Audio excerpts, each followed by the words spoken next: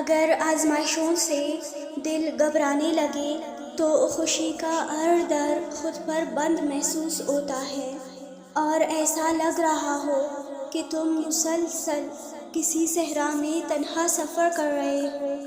کبھی پچھتاوے، کبھی احساس جرم تمہیں گھیر لیتے ہو۔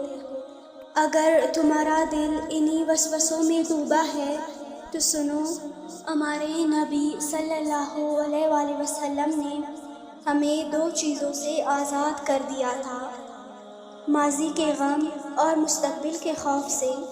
کوئی برا واقعہ تمہارے ساتھ گزرا بھی ہے نا، تو تم اس کو اپنا استاد بنا لو۔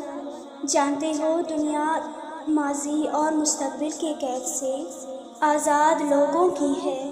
دنیا میں کوئی کام جلدی یا تاخیر سے نہیں ہوتا۔ میرا رب خود فرماتا ہے، ہر کام کا درست وقت مقرر ہے۔ خود کو پچھتاوے اور احساس جرم سے باہر نکالو۔ قرآن کی ایک آیت کا مفہوم ہے، جو مصیبت بھی اللہ کے اذن سے تم پر نازل ہوتی ہے، تم یقین رکھنا وہ بس کچھ وقت کے لیے ہی ہوتا ہے، اور اس میں کوئی عظیم مصلحت اور خیر پوشیدہ ہوتی ہے۔ اللہ فرماتا ہے کہ میں اپنے بندوں کا خیر خواہ ہوں، بلا وجہ انہیں مصائب میں مبتلا نہیں کرتا۔ جب تم زندگی کی آہی اور لو سے گزر رہے ہو اور صبر کرنا مشکل ہو رہا ہو، تو بس اتنا یاد رکھنا کہ وہ نصیب لکھنے والی ذات ہے، اور کوئی دوسرا سرے سے یہ اختیار یا اتھارٹی نہیں رکھتا کہ تمہاری اچھی یا بری تقدیر بنا سکے۔ کسی کا کوئی پریشر لیے بغیر یہ بات یاد رکھنا کہ تمہاری زندگی کے تمام تر اختیارات تنہا اس اللہ کے ہاتھ میں ہیں۔ تم خود کو ہرگز اس طرح غمگین نہ کرو۔ جانتے ہو اچھوں کے ساتھ اللہ کبھی برا نہیں کرتا۔ ہاں، اچھوں کے امتحان زیادہ ہوتے ہیں، اور جن کے امتحان زیادہ ہوتے ہیں نا، ان کے درجات بھی بڑے بلند ہوتے ہیں۔ جانتے ہو تمہاری آزمائش ختم ہونے کی ایک بڑی نشانی کیا ہے؟ جب تمہارے غم تمہیں غفلت میں ڈالنے کے بجائے تمہیں بیدار کر دے، کیونکہ بیدار کر دینے والا غم غافل کر دینے والی خوشی سے زیادہ بہتر ہے۔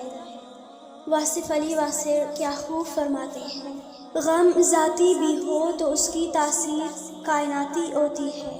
غم کمزور انسان کو کھا جاتا ہے اور طاقتور کو آدمی بنا جاتا ہے۔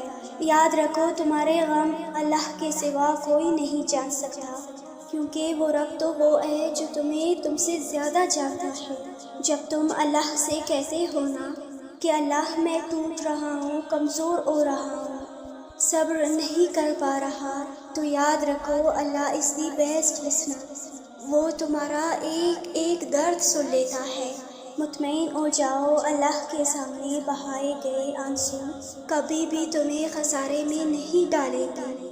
نکال پھینکو اپنے دل سے اس بے یقینی کو، وہ رب تمہارے لیے صبر کے صلے لے کر بیٹھا ہے۔ تم تو وہ خوش نصیب ہو جو اللہ کے در پر آئے ہو۔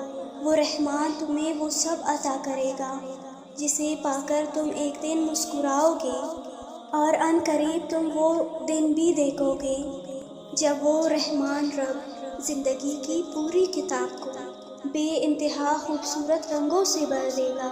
مطمئن ہو جاؤ، تمہاری اٹھائی گئی ایک ایک تکلیف پر تمہیں دگنا انعام ملنے والا ہے، انشاءاللہ۔